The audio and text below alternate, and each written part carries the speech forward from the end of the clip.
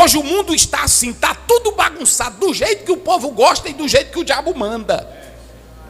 A pastora Helena Tanuri foi um tanto quanto mal interpretada por alguns cantores no meio gospel. Tudo começou quando ela falou da música Jeová Jiré, de Aline Barros. Segundo Helena Tanuri, essa música não deveria ser cantada dentro da igreja, em ambiente de culto, porque essa música fala mais do homem do que do próprio Deus. Confira. Aí, a hora do louvor e da adoração é a hora da igreja coletivamente adorar a... E aí a gente canta sobre nós. Gente, é sutil. Vamos pegar um exemplo aqui de hoje à noite. Vocês entenderam a sutileza? O diabo não vai roubar a adoração de Deus de uma maneira óbvia. Vai ser sutil. Ele vai pôr nossos olhos em nós mesmos. Gente, é sutil, mas está roubando a nossa adoração a Deus debaixo do nosso. Quão grande é o meu Deus, cantarei. E é maravilhoso, e Deus vai fazer coisas lindas. Mas o culto é para Deus. O culto é para Deus. Depois da repercussão negativa de Helena Tanuri, ela veio em suas redes sociais explicar direito o que ela na verdade quis dizer. Confira. Vamos lá. Tem gente que gosta de pegar mensagens minhas, fracionar e espalhar por aí como se fosse um buchicho, né? Eu critiquei a música da Aline Barros? Não foi a música da Aline Barros que eu critiquei. O que eu critiquei é o contexto onde as pessoas estão cantando as músicas. Existem músicas, os compositores cristãos ou não cristãos, eles fazem as músicas baseados nas suas próprias experiências, vivências, na sua própria vida. Isso tudo é muito maravilhoso. Mas tem o lugar de cantar tudo, né, gente? Tem o lugar de você, por exemplo, estar numa ministração coletiva e você ministrar sobre as pessoas as canções. Tem o lugar também onde o culto é cristocêntrico. Ou seja, a hora do culto, o louvor congregacional é para exaltar o nome de Jesus. É para falar de quem Deus é, da sua majestade, do seu poder, da sua glória. É louvor a Ele.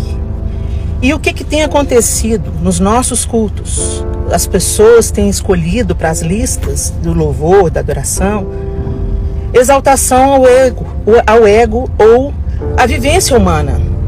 Então, quando você fala, o fogo não me queima, nas águas não vou afundar, não estou sozinho, isso fala sobre a glória de Deus, que Ele é grande, que Ele é Jeová Jiré, fala, mas fala mais sobre mim, fala mais sobre o meu eu, sobre a minha necessidade. A música é preciosa? É, mas ela para ser cantada no louvor congregacional, é para se pensar. E esse foi apenas um exemplo, né? Existem músicas que são para ser cantadas, mas para ser ministradas sobre as pessoas. Então, aconteceu um apelo, a abordagem ali é sobre cura interior, ou uma palavra de encorajamento, né? Um momento de encorajamento. Então, sim, aí cabe uma música dessa. Ou você ouvir no seu carro uma música como Jeová Jiré, num dia mau, é poderoso. Você está lá abatido, lamentando, e aí você põe essa música e ela te encoraja, ela ministra a sua alma. Eu não critiquei a música. Quem escutou a mensagem inteira, sem pedras nas mãos, entendeu. Eu não critiquei a música, eu critiquei o momento em que as canções estão sendo cantadas. O homem está falando mais das suas emoções, de como ele se sente, do que sobre a glória de Deus na hora do louvor. Muitos cantores vieram em suas redes sociais, criticaram Helena Tanuri e ovacionaram a música. Aline Barros ainda não veio se pronunciar, mas pelo que conhecemos de Aline Barros, provavelmente ela não vai tocar nesse assunto. Mas quem veio trazer uma forte palavra sobre a música cantada dentro das igrejas foi o pastor Osiel Gomes. Ele abordou esse assunto de forma mais profunda, e isso você vai ver agora. Antes, eu só quero pedir para que você dê um toque no botão curtir para nos apoiar, e sem muita demora, vamos ao vídeo.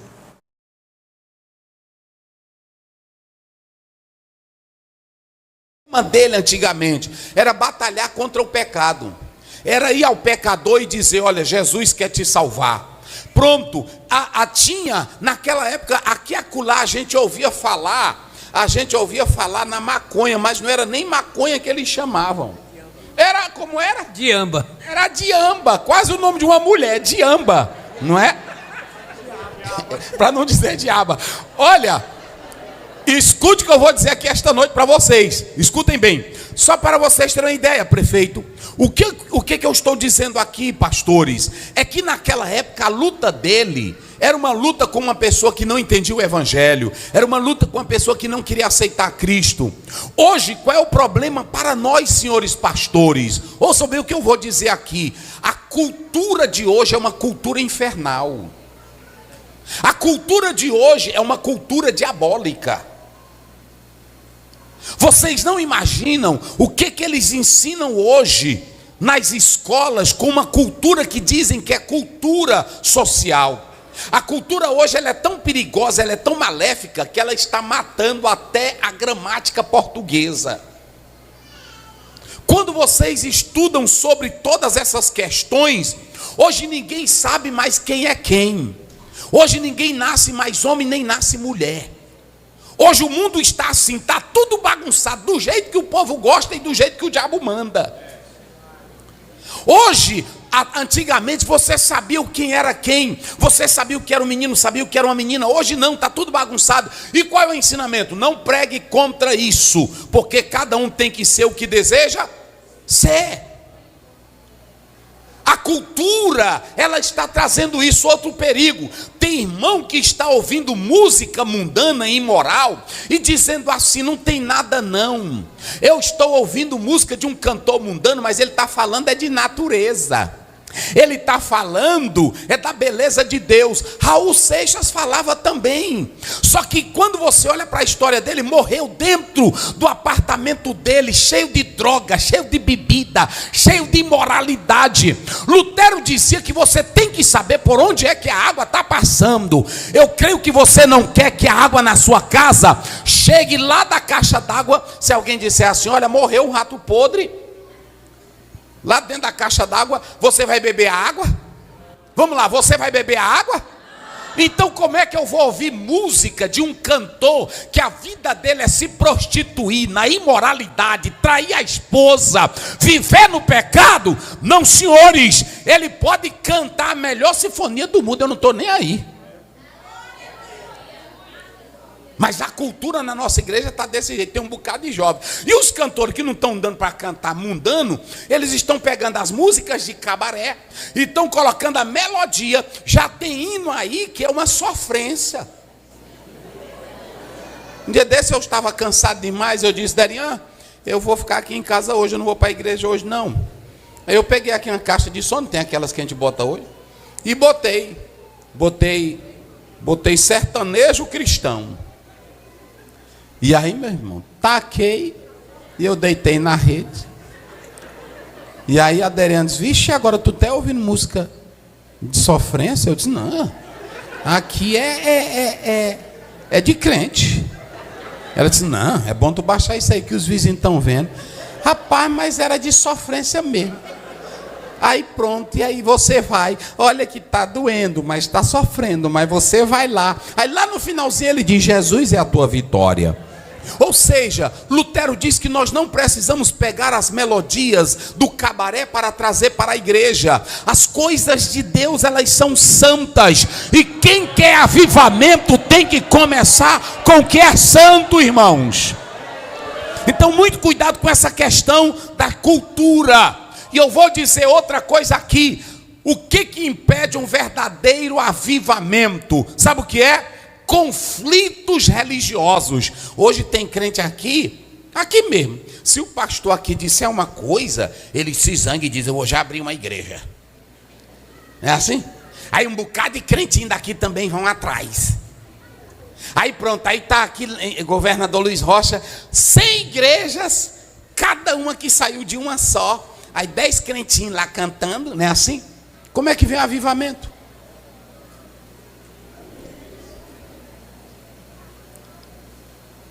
Antigamente o pastor quando o membro errava, tinha a disciplina, tinha a sinceridade, ele cumpria ali, ele ficava para chorar nos pés de Jesus. Hoje não, se ele fizer uma coisinha errada bem aqui, eu não concordo com isso, ele vai bem aqui na outra igreja, o outro pastor que quer membro, ele quer apenas quantidade, ele diz, eu oro aqui por ti. Não, mas eu estou separado da minha esposa, não importa, o que importa é que Jesus te ama. E ele ora lá e pronto. Nós estamos vivendo em uma época que nós temos que prestar atenção, meus irmãos. E é muito importante que vocês atentem para o que eu estou dizendo aqui, nesta oportunidade. Conflitos internos, também até entre nós estamos orando, mas nós pastores de vez em quando temos uma briguinha. Queremos a melhor cadeira, queremos a melhor posição, queremos o melhor destaque. Como é que virá avivamento? Deixa eu dizer uma coisa aqui para vocês. O apóstolo São Paulo, ele diz claramente à igreja de Corinto, 11:30, por causa disto, há muitos fracos e doentes, e outros que já até se acabaram. Mas vamos lá para a gente chegar agora aqui ao texto. Eu mostrei todos esses desafios. Esse é o tema do pastor. Então você agora já sabe quais são os desafios. E vê se você está dentro de cada um desse ou está fora.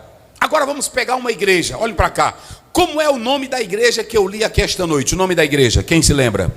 Vamos lá, bem simples o nome dela. É a última. Como é o nome dela? Laodiceia. Laodiceia. Ouçam bem, qual é a primeira coisa que você vai analisar em Laodiceia? Laodiceia era uma cidade normal. Era uma cidade como a cidade de governador Luiz Rocha, sem problema. Só que lá em Laodiceia tinha também uma igreja de Jesus Cristo. Segundo a história, essa igreja, ela fora fundada por Epáfras. Paulo teve muito desejo de ir lá, mas não pôde. Ele escreveu uma carta para esta igreja, os laodicenses, e essa carta se perdeu.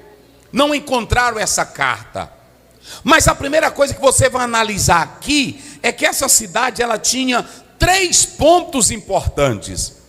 Como ela era uma cidade que tinha muitos pontos importantes, ela se tornou um local de concentração de pessoas. E essa cidade, a cidade de Laodiceia, além de ter essa boa localização, ela era uma cidade muito rica. Ela trabalhava com o linho, trabalhava com a lã. Se você ver a história, ela faz isso. Ela tinha um tipo de tecido negro, que era uma lã, que era uma riqueza. Ela tinha uma pomada que era vendida lá, que era uma riqueza. Ela tinha um pó chamado pó frígio, que era uma bênção para as pessoas de lá.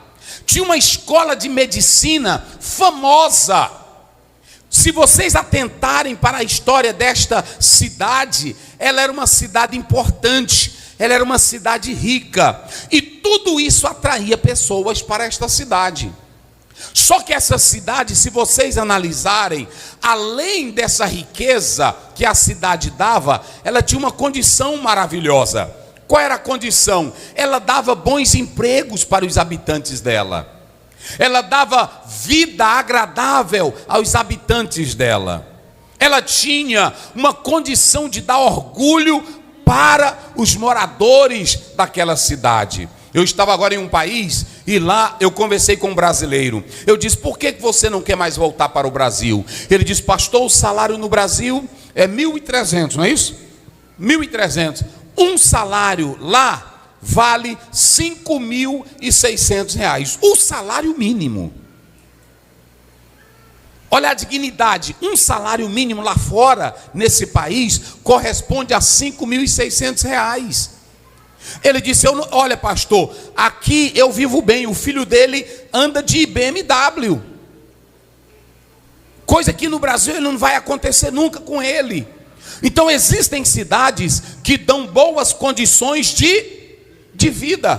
Por que os países da Europa, na maioria, não querem saber da fé? Não querem saber de Jesus? Porque lá a maioria vivem bem financeiramente.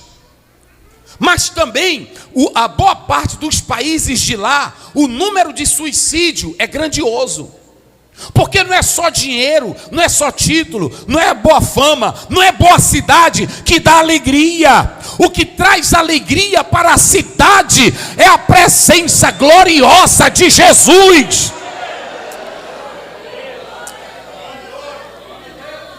É por isso que quando você lê Lucas capítulo 2, o próprio Senhor, está escrito em Lucas, ele diz: e ouve-se os seres angelicais cantando, glória a Deus nas alturas, paz na terra, boa vontade para com os homens.